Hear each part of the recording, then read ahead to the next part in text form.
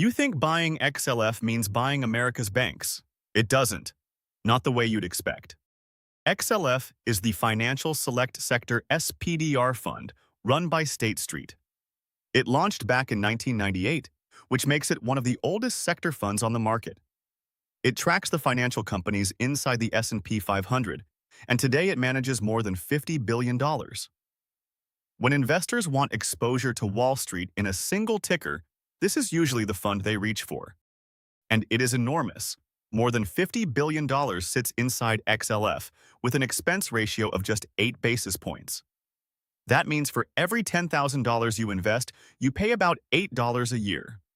Cheap, liquid, and easy to trade. On paper, it looks like the simplest way to own the entire financial sector. Here's how it actually works. XLF holds the financial names in the S&P 500, weighted by size.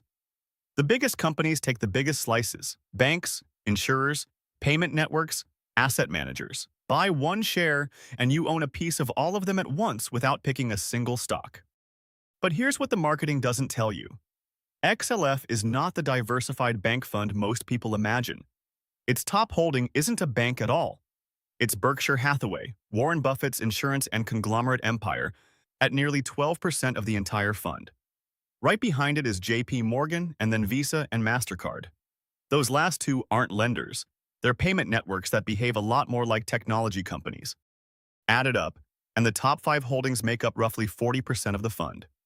So when you buy XLF, you're not spreading your money evenly across hundreds of financial firms. You're making a concentrated bet on a handful of giants. Why does this happen? Because XLF is weighted by market value, not by any idea of balance. The largest companies automatically dominate. And there's a second surprise. Real estate used to live inside this fund, but it was spun out into its own sector years ago. So XLF is narrower than the label suggests, and far more top-heavy. Performance has still been strong. Over the past year, XLF returned about 14%, riding higher interest rates and healthy bank profits. But that same concentration cuts both ways. When a few megabanks stumble or when rates swing hard, this fund feels it fast. Its fortunes are tied to a small group of names, not the whole economy.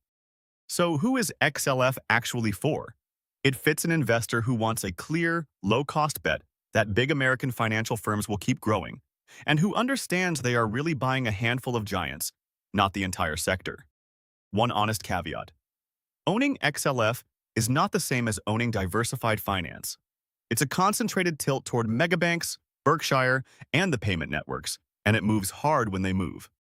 If this breakdown helped, hit like and subscribe for more ticker-by-ticker ETF deep dives.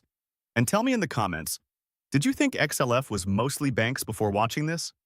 I read every reply.